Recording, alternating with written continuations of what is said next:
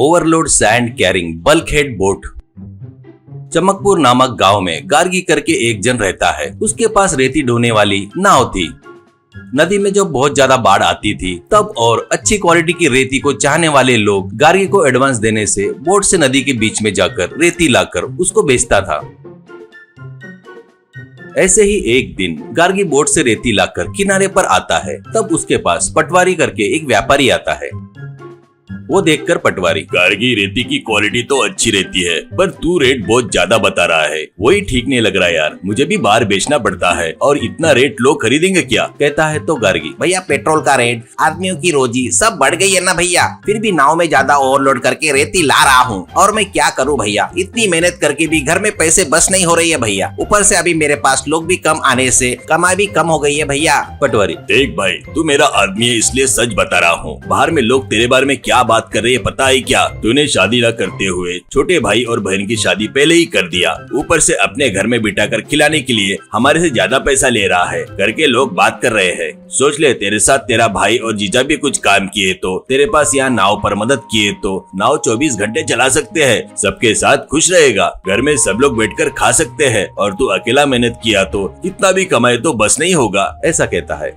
घर जाकर गार्गी पटवारी ने बोला सो बात अपनी माँ बबीता को बताता है। वो सुनकर माँ बबीता, बेटा उनको कितना भी गाली दिए तो भी नहीं सुधर रहे हैं रे। मैं क्या करूँ बेटा, तू ही उनसे थोड़ा कड़क से बात कर। ऐसे ही बैठ के खाए तो घर कैसे चलेगा, ऐसा कहती है। इससे भाई को और उसकी पत्नी को, बहन को और उसके पति को बुलाकर गार्गी, देखिए तुमको पालना कोई बड़ी बात नहीं है। कल मैं शादी किया तो तुम लोगों को कुछ धंधा या नौकरी रही तो अच्छा रहता ना, तब सभी लोग खुश रह सकते हैं। नहीं तो आने वाली पत्नी को ये सब चीजें पसंद नहीं आकर अपने बीच में झगड़े भी हो सकते हैं, तब तुम लोग बहुत दुखी होंगे। कहता है तो गार्गी की बहन दिव्या, क्या है भैया ये अन्याय? ऐसा हुआ तो मेरा और मेरे पति का क्या होगा? तुम्हारे पास तो बोट है, हमारी परिस्थिति क्या है भैया? हमारी बोट रही तो हम भी काम पर जा सकते हैं ना। गार्गी, मुझे पता है बहन तुम्हारे बारे में, इसलिए 2 बोट खरीद लिया। सुबह ही तुम चारों लोग नदी के पास आ जाओ। तो वो लोग बहुत खुश होते हैं।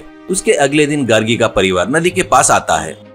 तब उनको 2 राउंड वाले छोटे बोट दिखते हैं। उनको देखकर दिव्या, क्या भैया क्या है ये? तुमको तो बड़ी बोट है और हमको ये छोटी नाव क्या? इसमें अगर हम गए तो 4 बोरी रेते भी नहीं आएगी, ऊपर से इसे बोट कहते हैं क्या? ये क्या है भैया, अन्याय है। गार्गी, देख बहन, अपन ये बोट तक आए इन्हीं छोटी नाव की वजह से। इस पर ही पिताजी और मैं 24 घंटे मेहनत करके बकेट से रेती निकाल कर लाकर बेचते थे। पिताजी के मरने के बाद मैं 5 साल तक इसमें ही रेती लाकर बेचा हूँ। बाद में लोन लेकर ये बोट खरीदा, वो भी 20 साल की मेहनत है। तुम लोग को पढ़ाकर शादी करके इस स्टेज तक लाया हूँ। तुम लोग भी मेरे जैसे व्यापार करना चाहते हो, इसलिए छोटी नाव से शुरुआत करो, तभी तुम्हें व्यापार में मेहनत, नुकसान, फायदा सब कुछ दिखेगा। नहीं बोले तो कोई भी छोटी सी तकलीफ आई तो तुम लोग सही नहीं सकोगे। वो बातें सुनकर वहाँ पर खड़ा पटवारी तालियां बजाता है।